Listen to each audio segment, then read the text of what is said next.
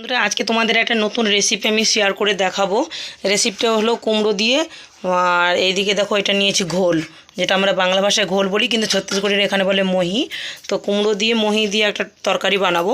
তো তরকারিটা কিন্তু টক টক হবে, ঠিক আছে। এটা কীরকম করে বানাই তোমাদেরকে পুরো রেসিপিটা দেখাচ্ছি।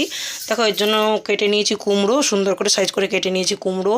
আর দিতে হবে পেঁয়াজ, তারপরে দিতে হবে টমেটো, আর এটাতে নিয়েছি ঘোল। তো ঘোল নিয়ে এসেছিলাম কিনে। তো ঘোল না থাকলে কিন্তু দইকে ভালো করে ফেটিয়ে একটু গরম জল ঢেলে নিয়ে ভালো করে ফেটিয়ে নিলে কিন্তু এটা ঘোল হয়ে যাবে। তো সেই এটা মহি, এখানকার ভাষাতে বলে মহি। তো মহি নিয়ে এসেছি। আর চলো এদিকে সব কিছু রেডি করে নিয়েছি, তাড়াতাড়ি করে ইন্ডাকশানটা অন করে নিলাম। আর এই যে চলো রান্নাটা ফটাফট করে বসিয়ে দিলাম। তো কেমন করে এই তরকারিটা বানাই বা এই রেসিপিটা কেমন করে বানাই তোমরা অবশ্যই দেখো, আর তোমাদের ভালোও লাগবে। তবে এই মহির এই তরকারিটা কিন্তু এই ছত্তিশগড়ের ফেমাস একটা তরকারি, মানে বিয়েবাড়ি, শ্রাদ্ধ, অনুষ্ঠান কোনো কিছু হলে এই মহি দিয়ে একটা তরকারি বানাতেই হবে এদের। মানে যেমন আমরা বাঙালিদের মধ্যে আমাদের কি মাছ মাংস সমস্ত কিছু থাকে, কিন্তু এদের মধ্যে মাছ মাংস তো থাকে না। তো এদের মধ্যে নিরামিষই আর কি, এরকম নিরামিষ মানে পেঁয়াজ রসুন সবই থাকবে, কিন্তু এরকম মাছ মাংস ডিম এসব থাকে না কোনো শ্রাদ্ধ অনুষ্ঠান হোক, বিয়েবাড়ি, অন্নপ্রাশন, ছুটি কোনো কিছুতেই। তো চলো আমি কেমন করে বানাই। আর এইদিকে দেখো কড়াইটা গরম হয়ে যাক, তারপর তোমাদের দেখাচ্ছি, দেখতে থাকো বন্ধুরা তোমরা। চলো কড়াইটা গরম হয়ে গেছে, আর কড়াইটাতে এখন দিয়ে দেবো তেল।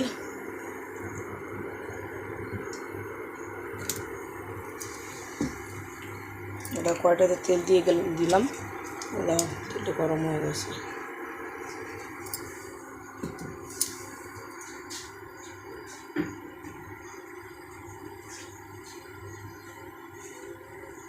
তো এর ভিতরে এখন দিয়ে দেবো পেঁয়াজ।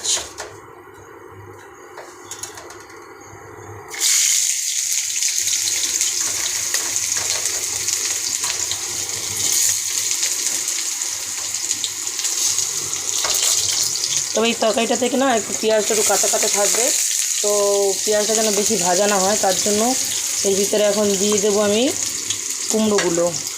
তবে এটা বেশি টেস্ট লাগে পেঁয়াজটা একটু কাঁচা কাঁচা থাকলে।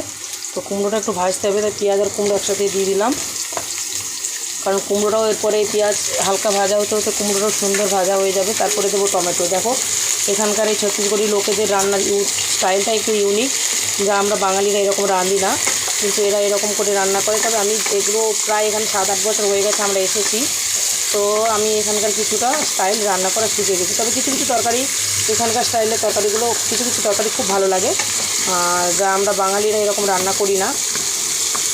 চলো দেখতে থাকো। এটাতে কিন্তু ফোড়ন সেরকম বেশি কিছু মশলা লাগে না, এই যা দিলাম। এরপরে দেবো একটু হালকা লঙ্কার গুঁড়ো, আর দেবো লবণ, হলুদ, ব্যাস। তোমরা দেখতে থাকো কীরকম করে আমি রান্না করি বন্ধুরা। এটা কুমড়োটা সুন্দর করে একটু ভেজে নেব। তো কুমড়োটা ভাজতে ভাজতে এর ভিতরে দিয়ে দেবো লবণ, হলুদ, ব্যাস।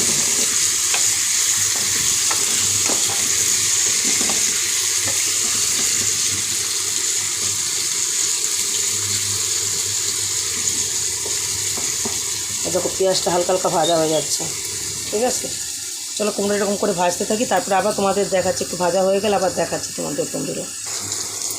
তো বন্ধুরা দেখো কুমড়োগুলো ভাজা তো হচ্ছে, কিন্তু এর ভিতরে অল্প একটু লবণ দিয়ে দেবো আগে, তবে হলুদটা একটু পরে দেবো। লবণটা দিয়ে দিলে কুমড়োটা তাড়াতাড়ি করে সিদ্ধ হয়ে যাবে, তার জন্য আগে আমি লবণটা দিয়ে দেবো। আর এই দেখো লবণ দিচ্ছি, যেহেতু টক তার জন্য একটু লবণটা একটু বেশি লাগবে। এই দেখো লবণটা দিয়ে দিলাম। লবণটা দিলে কুমড়োটা তাড়াতাড়ি গলে যাবে, কারণ এরপরে যেহেতু আমি টক দেবো তো এর ভিতরে, তার মানে ওই মহি বা ঘোল বলি আমরা যেটা বাংলা ভাষাতে। তো ওইটা দিলে কিন্তু যে কোনো জিনিস টকের মধ্যে দিলে কিন্তু সেটা যদি সিদ্ধ না করে দেওয়া হয়, তবে সেই জিনিসটা কিন্তু একদম শক্ত হয়ে যায় টক দেওয়ার পরে। তো তার জন্য আমি এখন লবণটা দিয়ে দিলাম, আর লবণটা দেওয়াতে কুমড়োটা হালকা হালকা সিদ্ধ হয়ে যাবে। দেখুন দেখ, এরপরে দেবো হলুদ। তাহলে একটু পরেই হলুদটা দেবো, এখন একটু ভাজা ভাজা হোক বন্ধুরা, তারপরে আবার দেখাচ্ছি। দেখো বন্ধুরা কুমড়োটা তোমরা দেখতে পাচ্ছ কত সুন্দর হালকা হালকা সিদ্ধ হয়ে যাচ্ছে, আর কি সুন্দর করে হচ্ছে। এই দেখো কুমড়োটা কাটা হয়ে যাচ্ছে, মানে অনেকটা সিদ্ধ হয়ে গেছে, যেহেতু লবণটা আগে আগে দিয়ে দিয়েছি তো তার জন্য। দেখো যেহেতু পেঁয়াজটা আমি যদি একটু ভাজার পরে দিতাম তাহলে কিন্তু কুমড়ো ভাজতে যে পেঁয়াজটা আমার পুড়ে যেত। আর পেঁয়াজটা কত সুন্দর ব্রাউন কালারে চলে এসেছে। আর চলো ভাজা হয়ে গেছে লগভগ। তো এরপর আমি দিয়ে দিচ্ছি এর ভিতরে হলুদটা দেওয়ার পরে দেবো একটু লঙ্কার গুঁড়ো, তারপরে দেবো টমেটো।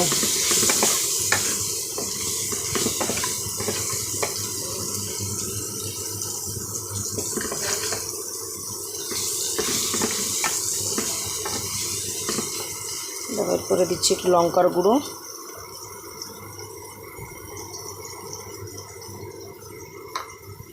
দেখো একবার কালারটা আবার কত সুন্দর এসে যাবে। এর ভিতরে দেবো টমেটো। চলো টমেটোটা একটু ইউনিক স্টাইলে দিই আমি। এই দেখো টমেটোটা কেটে রেখেছি।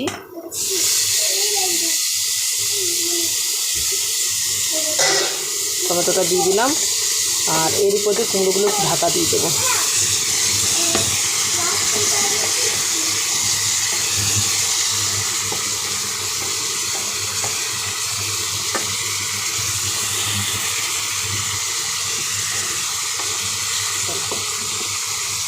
এটা ঢাকা দিয়ে দিলাম হালকা করে।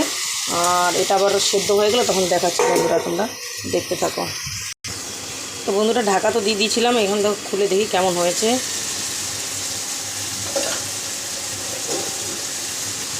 দেখো টমেটোটা গলে গেছে আর এদিকে জল ছেড়ে দিয়েছে টমেটোর থেকে। দেখো কুমড়োটাও কত সুন্দর সিদ্ধ হয়ে গেছে আর কালারটা কত সুন্দর এসে গেছে, তাই না?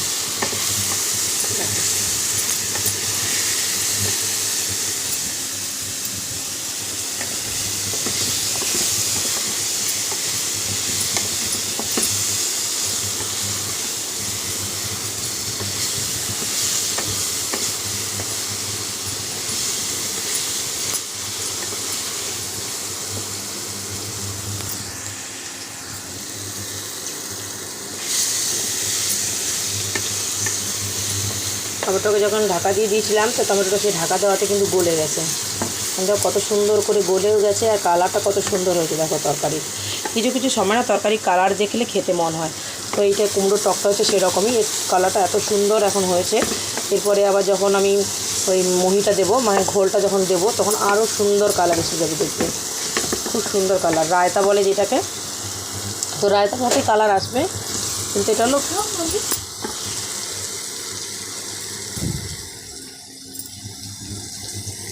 দেখো কত সুন্দর ভাজা ভাজা সব হয়ে গেছে, কুমড়োগুলো সেদ্ধ হয়ে গেছে। এর ভিতরে এবার ঢেলে দেবো, আমি যে মহিটা রেখেছি তো সেই মহিটা, এই যে মহি। চলো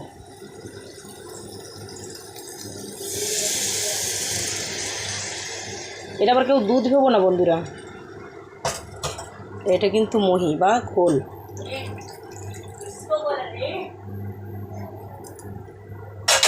দেখো কালারটা কত সুন্দর এসেছে।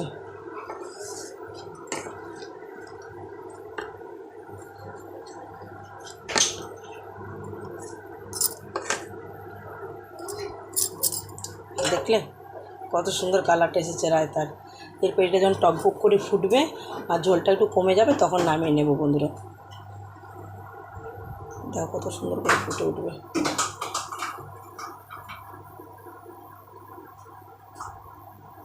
দেখতে পাচ্ছ বন্ধুরা কীরকম করে ফুটছে তরকারিটা। এটা হলো টক, খুব সুন্দর লাগে খেতে। তোমরা অবশ্যই একবার বানিয়ে খেও, তোমাদের অবশ্যই ভালো লাগবে। চলো এটা একটু জাল হয়ে নিক, তারপরে আবার তোমাদের দেখাচ্ছি বন্ধুরা।